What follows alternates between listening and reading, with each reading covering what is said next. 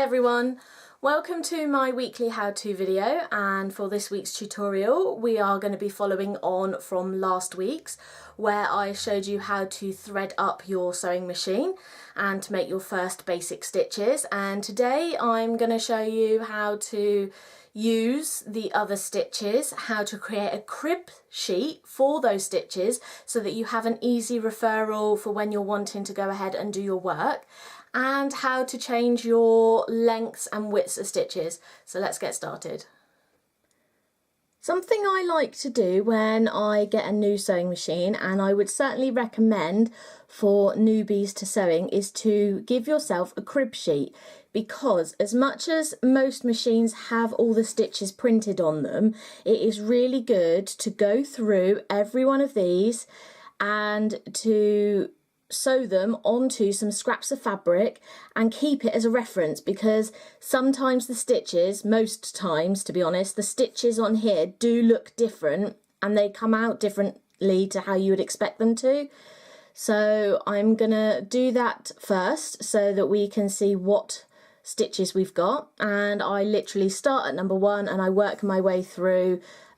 I won't do the buttonholes because that involves attaching a different foot, and that is something that we will cover on another video. So we're just going to go through now and do a little crib sheet of all these stitches. One thing I'm not going to do at this point of time is to change any of the lengths or widths of the stitches. I'm just going to scan through them and do the preset stitches that are on this graph. We will come to changing the widths and the lengths of the stitches later. What I would suggest using to create your crib sheet is just some scraps of fabric, and I would start with something like, this is a light linen or cotton or poly cotton, something that has some durability to it. If it's the first time you've been sewing, I wouldn't go for anything fluffy or stretchy or denim, anything too thick, because you just want to see what the machine does with the stitches, and a basic fabric is ideal for that. So let's get stitching. If you missed my video on how to thread your machine, I will link that in the description. Go and have a look at that, and then you'll know how to get to this stage where you've got a thread coming from the top and the bottom of your machine. So once you've done that, make sure your threads are out to the back of the machine and place your fabric underneath the presser foot and drop the presser foot. Then you can get sewing.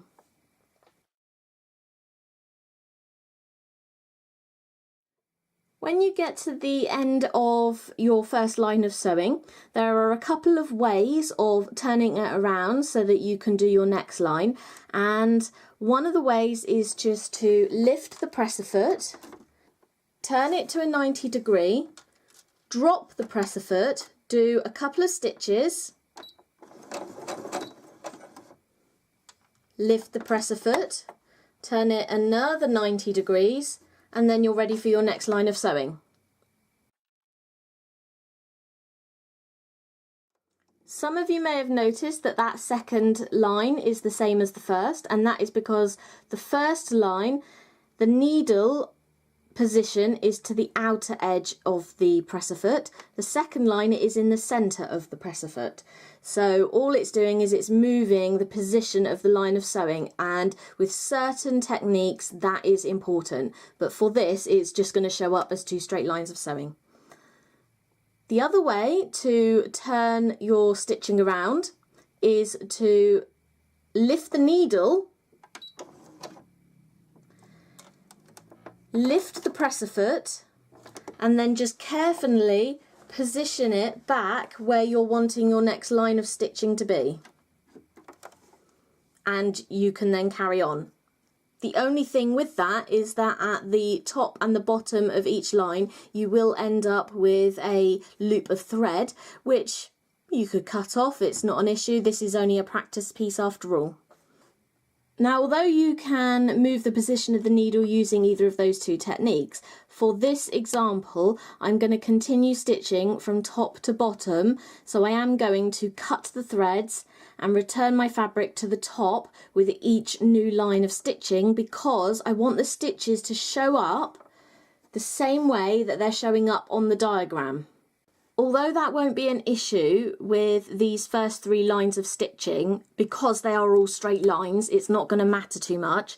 When I come to do the 3rd line and onward, there are some stitches that show up on a certain side. So you want this crib sheet to reflect that. So we are going to start from the top, working our way down for each new line of stitching. So let's get on to stitch 3.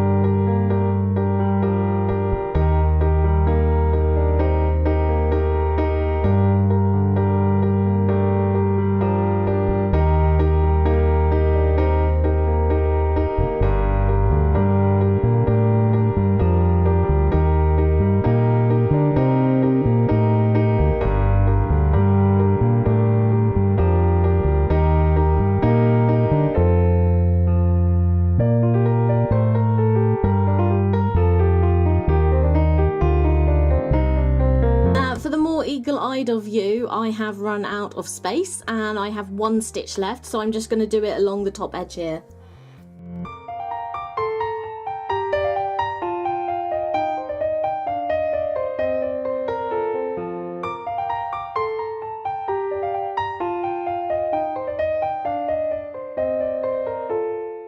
Okay, so as much as that might have taken a little bit of time, I really do recommend you do it because you have an in-the-hand record of exactly what these stitches look like, because some of them you may be expecting something different until you see it. So you can always refer back to this and see what the standard stitches are. Now, something that I'm going to go on to now is that you can actually change what these stitches look like depending on the settings that are on the screen. The way these settings work is this big number tells you which stitch you've selected, and you select that by changing this dial here. With every stitch there is a suggested presser foot, and the presser foot is this bit here. You can see it's got a symbol of a presser foot up here and it tells you which one you need here. So for the majority of them it is presser foot J, which is your standard that should come with the machine. The needle icon is something that I will go into in a future video, just because there are some special moves, if you can call it that, that you can do with the sewing machine. The top number here is the distance between each stitch, and the bottom number is the width that each stitch goes out to. Now the easiest way I can show you this is using a straight stitch and a zigzag stitch, so we'll get on to that now. You change these numbers by using these dials here. Now you can see at some point those ovals surrounding the icons disappeared, and that is because when you move the dial and you change the stitch, they come with preloaded measurements. And if you want to change these measurements, the machine has this way of telling you what the preloaded are. So if you start with the preloaded, you mess around with it and you think, no, I did want the preloaded, you can just go back until you get the oval, and that gives you the preloaded measurements. The other way of doing that is you've messed around with it, you think, what was it? If you go up a stitch and then down a stitch, it takes it back to the preloaded measurements. These buttons here are for other things, and again I will show you that on a future video. So we will get on and start practicing with the lengths and widths of stitches. Again, we're going to use just 2 pieces of basic fabric, some scraps that you've got lying around. Place them underneath the presser foot and place the presser foot down. We are going to start with the straight stitch on the preloaded settings, and we're just going to do a few stitches of that.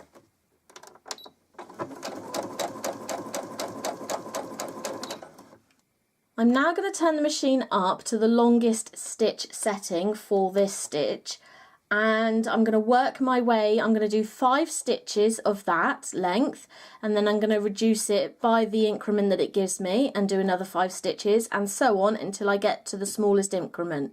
That way I then have an example that I can refer to with regards to how big the stitches are.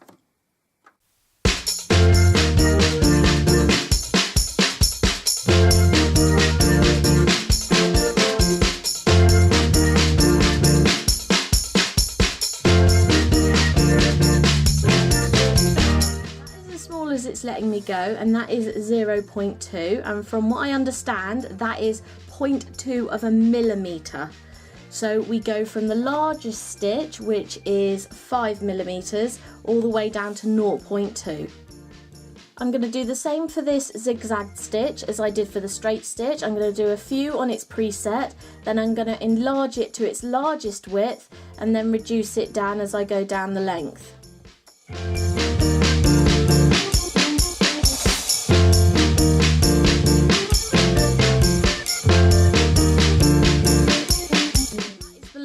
That the zigzag will let me go in width, and that is right down to a 0, so effectively we're back to a straight line on that stitch.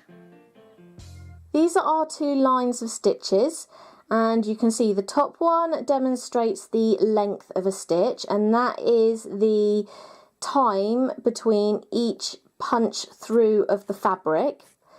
This is the first couple of stitches. Here is the pre-selected stitch length, and then I lengthened it to the 5 millimeter length, and as we go along I decreased it by 0.5 of a millimeter, and then it went down to 1.8, 1.6, and by sort of 0.2 of a millimeter each time, right down until you can barely tell the difference between what is a stitch and what is the weave of the fabric.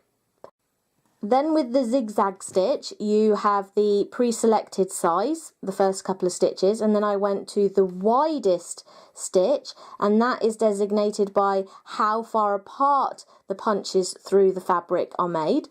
So we start at 7 millimeters and we work our way down in 0.5 millimeter increments, and we go all the way down until the zigzag lines basically become a line of stitching. What I'm going to demonstrate now, which now combines both of them, is using the zigzag. You can make the zigzag as wide as you want, but you can then also narrow down the spaces between, and that is adjusting both the length of the stitch and the width. To best demonstrate this, I'm going to show you the widest width on the longest stitch length, and then we're going to narrow the stitch length so that you can see that the zigzag gets closer and closer together. There is the biggest you can get your zigzag stitch to be, and now we're going to close the gap between each one of those stitches just by reducing the width that they are apart.